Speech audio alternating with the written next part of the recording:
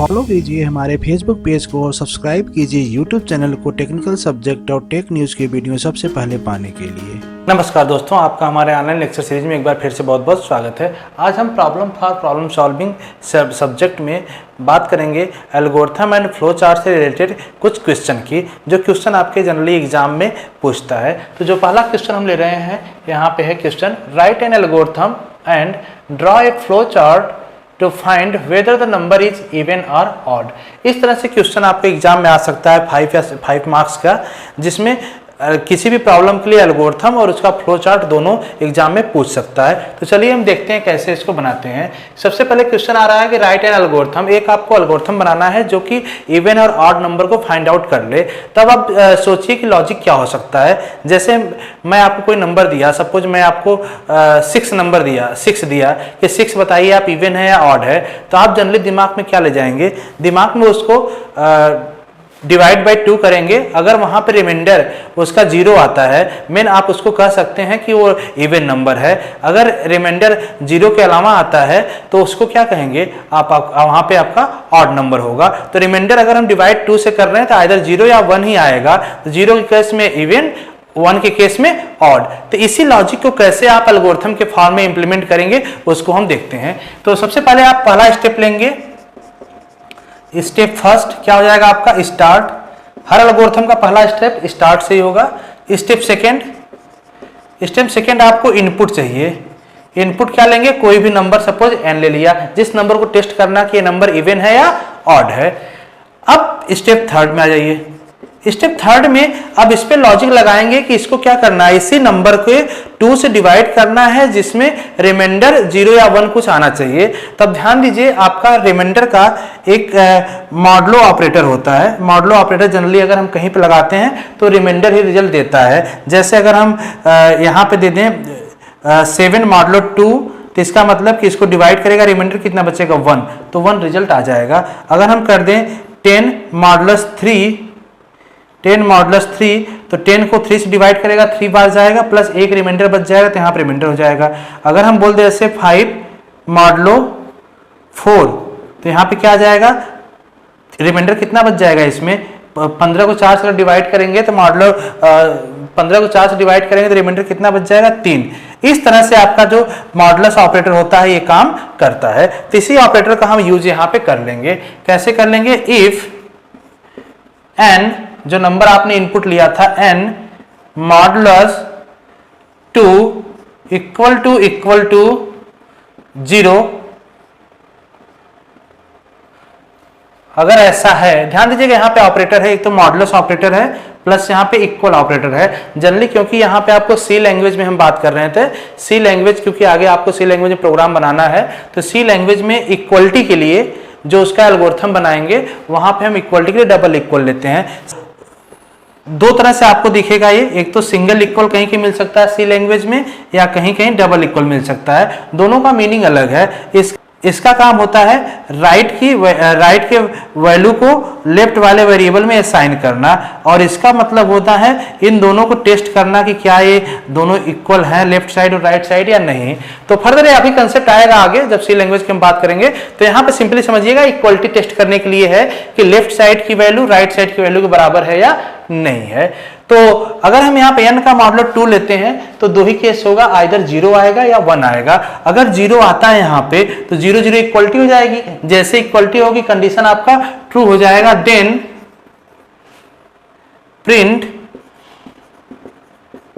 Print number is even. Else, अगर else करता, अगर फेल कर जाता है, मीन्स यहाँ पे अगर रिमाइंडर 1 आ गया तो 1 इक्वल टू 0, ट्रू होगा फॉल्स, ट्रू फॉल्स हो जाएगा। फॉल्स होते ही आपका एल्स पे आ जाएगा, लिख देगा प्रिंट, यहाँ कर दीजिए नंबर इज ऑड, और लास्ट स्टेप हो जाएगा स्टेप 4 आपका स्टॉप। ये 4 स्टेप में आपका कंप्लीट हो जाएगा। अब इसी का अगर हम फॉर्म करें फ्लो चार्ट में, तो फ्लो चार्ट कैसे बनेगा। फ्लो चार्ट में सबसे पहले स्टार्ट करेंगे हम। चलिए यहाँ से हमने स्टार्ट कर लिया, ये आपका स्टार्ट हो गया।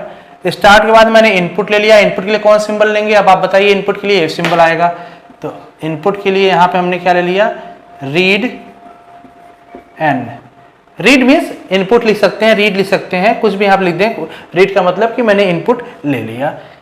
और इसके बाद कंडीशन आ गया। जैसे इफ कंडीशन आ गया, मैंने पीछे बताया था कि इफ कंडीशन आता है जहां भी, तुरंत हम डिसीजन मेकिंग डायमंड शेप लेंगे इसको।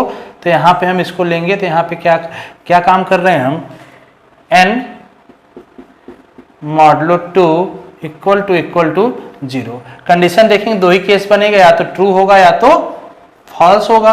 अगर ट्रू होता है तो प्रिंट कर देगा नंबर इज, प्रिंट के लिए कौन सा सिंबल लेगा, आउटपुट के लिए, अगेन आउटपुट के लिए ये वाला लेगा, तो यहां लिख देगा नंबर इज इवन। और अगर ये कंडीशन फेल कर जाता है तो आ जाएगा यहां पे, और यहां पे लिख देगा नंबर इज ऑड। तो इस तरीके से, और इन दोनों को या तो इवन पहुंचे या तो ऑड पहुंचे, लास्ट में कहां जा रहा है, फोर्थ स्टेप पे स्टॉप है, तो यहां पे आ जाएगा आपका स्टॉप। तो इस तरीके से एल्गोरिथम हम डेवलप कर सकते हैं। चलिए एक क्वेश्चन और हम देखते हैं जल्दी से। क्वेश्चन है आपका, write an algorithm and draw a flow chart to find area and circumference of circle. तो सबसे पहले आपको फार्मूला पता होना चाहिए कि सर्किल का एरिया और सर्कमफ्रेंस हम कैलकुलेट कैसे करेंगे।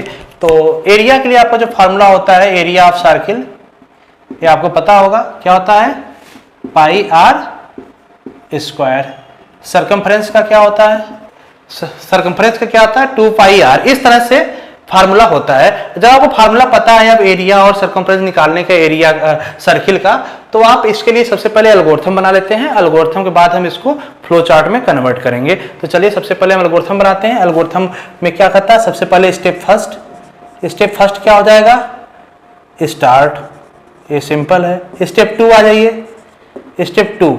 अब इनपुट में क्या आपको लेना है, अब सोचिए एरिया और सर्कमफ्रेंस दोनों निकालने के लिए इनपुट आपको क्या चाहिए, पाई जो है इसकी फिक्स वैल्यू होती है 3.14।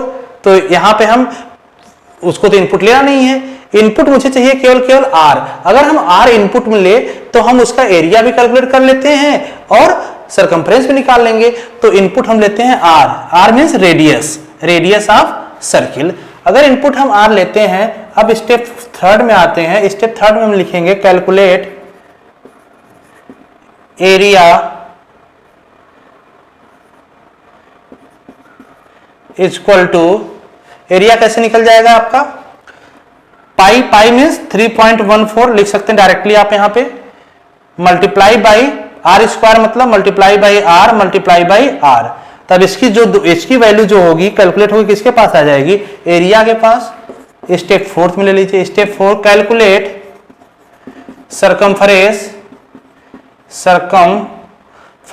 इक्वल टू क्या है, 2 multiply by 3.14 multiply by r. इस आर मीन्स जो भी वैल्यू यहाँ पे इनपुट लिया है, अब इसका कैलकुलेशन किसके पास आ जाएगा, सर्कमफ्रेंस के, इस सर्कम के पास आ जाएगा। इस सर्कम, ये एरिया और सर्कम एज ए वेरिएबल है जो कि आपका इसके कैलकुलेशन को होल्ड करेगा। अब देखिए यहाँ पे जो इसके प्रीवियस वाले में मैंने देखा था वहां पे डबल इक्वल आ रहा था और यहाँ पे सिंगल इक्वल है। तो डिफरेंस यही समझिएगा कि वहां पे दोनों साइड की वैल्यू की इक्वलिटी चेक कर रहा था, यहाँ पे इक्वलिटी नहीं चेक कर रहा है। इसका टोटल कैलकुलेशन किसको असाइन कर दे रहा है, एरिया के पास वैल्यू असाइन कर दे रहा है। तो इसीलिए इसको हम कहते हैं असाइनमेंट ऑपरेटर, और डबल लिखा होगा तो उसको हम कहते हैं इक्वल ऑपरेटर। ठीक है, तो अब आ जाइए नेक्स्ट स्टेप पे। स्टेप 5 पे क्या करेंगे हम, अब एरिया भी कैलकुलेट हो गया, सर्कमफ्रेंस भी कैलकुलेट हो गया, तो प्रिंट कर लीजिए, print area and circumference. Step 6 क्या हो जाएगा आपका, स्टॉप। अब इसी को कन्वर्ट कर लीजिए तुरंत आप फ्लो चार्ट में। तो फ्लो चार्ट में कैसे हो जाएगा, स्टार्ट के बाद क्या लिए, इनपुट में क्या लिए आप, रीड, क्या लिए इनपुट में, रीड आर, रेडियस लिए। कैलकुलेट प्रोसेसिंग के लिए ए वाला बॉक्स लेंगे हम, कैलकुलेशन के लिए क्या कैलकुलेट किए हैं हम यहाँ पे, area equal to 3.14 multiply by r multiply by r. Next एक और कैलकुलेशन हम किए किसके लिए, सर्कमफ्रेंस के लिए, CIRCUM circumference 2 multiply by 3.14 multiply by r, इस तरह से भी कैलकुलेट हो गया। इसके बाद मैंने क्या किया, आउटपुट ले लिया। आउटपुट ध्यान दिए, सिंबल को ध्यान रखिएगा कि किस सिंबल को किस लिए हम यूज कर रहे हैं। आउटपुट के लिए हम ये वाला सिंबल लेंगे, तो इसमें क्या लिखेंगे हम, आप प्रिंट एरिया, यहां पे एरिया एंड क्या है, सरकमफ्रेंस। अब इसके बाद स्टॉप, ये आपका क्या हो जाएगा, एल्गोरिथम। ये आपका एल्गोरिथम और ये आपका इसके करस्पॉन्डेंस फ्लो चार्ट। तो इस तरीके से कोई भी क्वेश्चन आपको आता है उसका एल्गोरिथम या फ्लो चार्ट बनाने के लिए तो इजीली ड्रा कर सकते हैं। तो आज के लिए बस इतना ही करते हैं। नेक्स्ट लेक्चर में हम बात करेंगे स्यूडो कोड पे, जो कि वो भी एक इंपॉर्टेंट पार्ट है, उससे क्वेश्चन कुछ आते हैं। तो आपको एल्गोरिथम्स या फ्लो चार्ट में कोई प्रॉब्लम हो तो आप कमेंट बॉक्स में कर सकते हैं, या किसी भी प्रॉब्लम का एल्गोरिथम या फ्लो चार्ट आप नहीं बना पा रहे हैं तो भी आप कमेंट बॉक्स में लिख सकते हैं, उसका हम आपको सलूशन जरूर प्रोवाइड करेंगे। धन्यवाद।